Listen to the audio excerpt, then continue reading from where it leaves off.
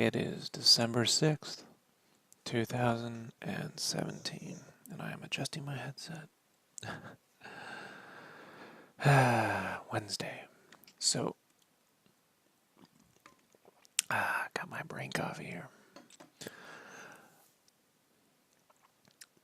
Continuing the theme of developing ideas, I want to do a series of the next few podcasts where I talk about developing ideas for clients versus in an art studio with an art director versus for yourself. Couple notes on this. One, this is my experience with this process as of today. If I went back 5 years ago, it would be a version of this. If I go back 10 years ago, it's a further removed version of this, and I'm pretty certain that 5 years from now, it'll be an alteration of this process, and 10 years from now, it'll be completely different as well. So this is just how this exists today. But the reason why I'm going through this is because yesterday I worked on some Dragon Ball cover layouts for a client, and I haven't really done thumbnails for covers for a couple months now.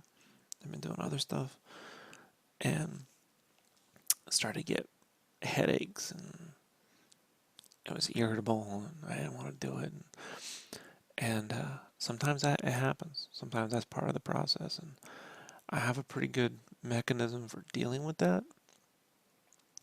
But when you're working from home and you're working with clients that are not available on the phone, like you're just talking to them through email, there's just a giant, there can be these guessing games of what do they want? Are they going to like this? Am I wasting my time? And so my way around that has been to write down this process so I can see the flow of it, and then just start to check off these little ticks, these little processes. This is also let's call it a Rev 1, Revision 01, for doing a video series on something that I'm titling SketchCraft 101. And so some point in the next year, I'm going to try to start to do some smaller videos where I put all these different type of things into bullet points and make these little mini classes for no other reason than people have been asking me to do it. So I figured, why not? So this gives me a chance to kind of like work out a lot of that content here, unscripted, and in 20-minute increments. This will probably go into a 2-part, so So we'll just call this Developing Ideas for Clients, Part 1. Let's take a coffee break here. So warm. It's warm coffee. It's got that coconut oil. It's nice. Not too much. Don't give yourself a fucking heart attack. But wakes the brain up. Okay. So here's how we go. Step 1. The initial work offer. The initial work offer is kind of a 3-part thing. You have the initial work offer, the client idea, and then direction. And so let me give you an example of this. When I worked on the Game Informer cover, I received an initial work offer on Twitter from Andy McNamara, the editor-in-chief. Their idea was to do the 100 greatest JRPGs of all time. Cover art. The direction was the Star Wars cover art I had done the year before that, or 2 years before that, for No, the year before that for retro. So, work offer, cover art. Are you available? Are you interested? Yes. Client idea, 100 greatest JRPGs of all time. Are you interested in that? Sounds cool. The direction, that piece of art that took you 100 fucking hours to do. You know? And then you sit down and you weigh those pros and cons of taking that job. You know? And we aren't even talking about the money. So 9 times out of 10, they're going to say what your rates are.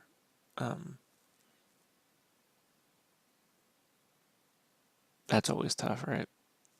Regardless of the rate, you got to remove the money from any conversation when it comes to putting down quality artwork, especially cover art, because that's the thing that's going to sell the piece. So if you're motivated just to take on the next job to make the more money, what if you're already in between 3 projects that you were already paid to do, and now you're putting those off to go work on this thing? So money cannot be the deciding factor. Too little or no money, that's a deciding factor. Hey, would you be willing to do this shit for free? The answer is always no. So, uh, something else you should know with the work offers is I know we get territorial about where we put our art as artists, right? You're like, I don't like Snapchat, or I don't like Instagram, or I don't like Twitter, or I don't like DeviantArt, or you hear these stories about how this platform's dead or that platform's dead. Client offers, they come from wherever the clients are. Clients don't care what you think about where your art is. If they find you on Pinterest, they're going to send you a message on Pinterest. If they find you on Facebook, they're going to send you there. If you're not on any of those platforms, they're never going to find you. There's a reason why I have this podcast. I've brought it back and I've put it on iTunes again, because I have a footprint on iTunes sitting there. You know, I have the YouTube because I have a footprint here on YouTube. I'm not making any money off these platforms, so but it gives you a footprint. I stay on DeviantArt and I keep it posted, so forth and so forth. So if you want to get these offers, if I wasn't on Twitter, I would never have gotten. If I didn't promote my art on Twitter and put my progress pics and put them into dev blogs and gaming tags, I would have never probably have been seen by Game Informer. So you got to think about that. You got to remove your personal, preference for a platform when you're promoting your art. So in the Dragon Ball case, the work offer was, would you like to do a cover? Their idea was Dragon Ball with a new game coming out. Now their direction was a little different. Their direction was a scene involving a couple characters doing some stuff. And my response to that was, okay, I like the characters. I like that there's this gaming element going on. But instead of putting them in a scene, why don't I compose this in a way that, the layout is more akin to what I would come up with. The description they gave me was it reminded me of something Patrick Brown would draw, this sort of a scene where they're in a room doing something. And that's great for Patrick Brown, but I don't want to do that. So I got my own personal ways of doing things. So in that case, I sent back that idea, and they said, okay, go, take those ideas and then your own layout, do that.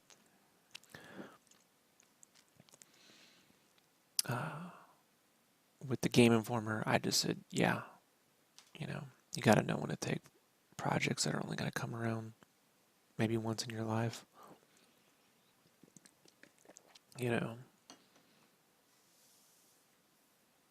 So I had to do it. Everything else got dropped. Understand that these things are going to come up. I have a saying, folks. Opportunities arrive at inopportune times. You're going to get these work offers when your wife or your wife's pregnant or your husband's in the hospital or you got a big meeting planned or you got a family vacation. And I'll let you know. Don't feel like you got to give those things up to take these things on. Let them know if you got a life thing in the way. Chances are their deadline's a little negotiable. Oh, they'll come back to you in a year or 6 months or a year, if it doesn't fit, as long as you're up front. Don't put off too many personal once in a lifetime experiences for art projects. That being said, if that art project is for a client you're probably never going to see again, if it's something you've always wanted to check off, then, roll the dice. So after the initial work offer, the client idea, and the direction, we've all agreed upon that that's what I'm going to do, that's what you're going to do. The next step for me is reference gathering. These days, I use a program called PureRef. PureRef is like, it's this little app. It's this little piece of software that's $15. And you can drag in reference and it stays on this giant unlimited size canvas, but you can shrink the window down to a little window. So if you've got hundreds of images, which sometimes it happens, but let's say you've even got a dozen images, you don't have to have a dozen different windows open. You don't have to have Photoshop with a bunch of different windows open. You put everything in the PureRef, you save that canvas as, in the case of when I was working on Transformers for IDW, I have a Transformers reference folder. Then I have the Game Informer reference folder. If Game Informer ever said we wanted to do another JRPG cover layout using the exact same games, all my references there. So forth and so forth. So I use PureRef. Something else. When I'm on the internet gathering reference, there's two ways. There's client-side reference, and then there's my own research. So client-side reference is like when I worked on IDW. They since they were with Hasbro, all their Transformers already have designs. They already have designs. I don't have to go and find their version of Optimus Prime. You just request the characters, they send you that in an email. I take that client-side stuff, and then I put it in my reference folder. I generally have 2 storage folders for reference. I have client and then personal research. Personal research could be inspiration layouts, poster reference.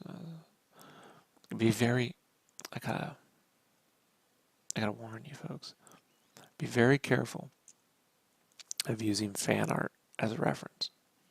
There's a few reasons for this. One, you can be sued by that fan artist, or your client can. I know the prevailing belief is that if you draw a picture of Optimus Prime, hey, you don't own Optimus Prime, that's fan art. That's true. What they don't tell you is that you do own that piece of art that you drew of Optimus Prime. And if Hasbro takes that piece of art and uses it, you can sue them. That's why they have to pay you when there's work for hire. That's why they can't just not pay you. So they don't talk about that, but that's a fact. I've sat in many meetings with every major licensor there is and have been told, don't use it. Now, that's one reason. Second reason, it's a small internet. If you're not bringing your own ideas to the table, if you're leaning on someone else to figure out an idea for you, and you're just going to kind of swipe what they did, one, you're eventually going to get called out on it. They're going to figure it out. That artist, their fans, they're going to find you. There's no hiding. If you think you can hide, you can't. I'll give you an example. Back in 2004, I got a job, one of my first freelance gigs for an animation studio. And they wanted some urban characters, quote unquote, character designs. And at the time, I was really into LaShawn Thomas's art. Still am. He's a fantastic illustrator, fantastic animator, storyboard artist. Um, I was really into LaShawn's art at the time, and Arcanium, and this before he did the Turtles comic. And some of my initial sketches pretty much came right out of Arcanium. And I looked at it, and I'm like, you know, if I submit this stuff and it goes through, and this becomes a cartoon, one day I could be sitting next to LaShawn Thomas at a Comic-Con. He's going to ask me why I stole his fucking ideas.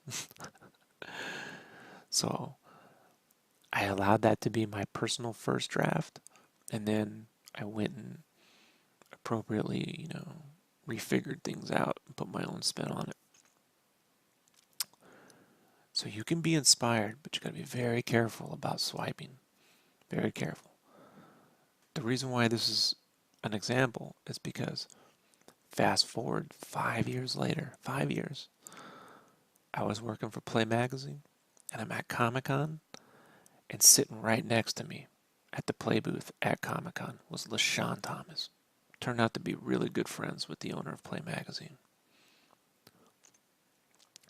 So 5 years prior, I was sitting in my room saying, I could be at Comic-Con and sitting next to LaShawn Thomas.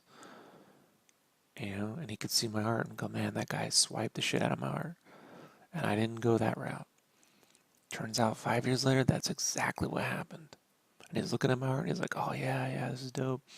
And I got a lot of good compliments. But I never swiped it. I never had to worry about that.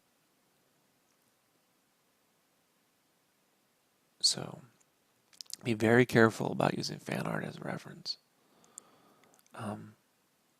The last reason, so the third reason, the first reason is clients and you can be sued. 2, you're going to get called out on the internet. You don't want your integrity checked, right? We're better than that. And 3, fan art generally can go one of 2 ways. One, you're just drawing a piece, your favorite character. It's like a tribute. Or 2, it changes the tone of the property. So case in point, someone does a piece of fan art for Thanos. It's like a big piece of Thanos art, right? And then someone will do a piece of Thanos where it's like a little chibi Thanos on a toilet. Not the tone that Marvel would be looking for with Thanos. But it's fun, it's cheeky. So with fan art, you never know if you're hitting the right tone. You can be getting the wrong tone. And if you're doing art for clients, tone, look, when it comes to art, tone is everything. Emotion is everything.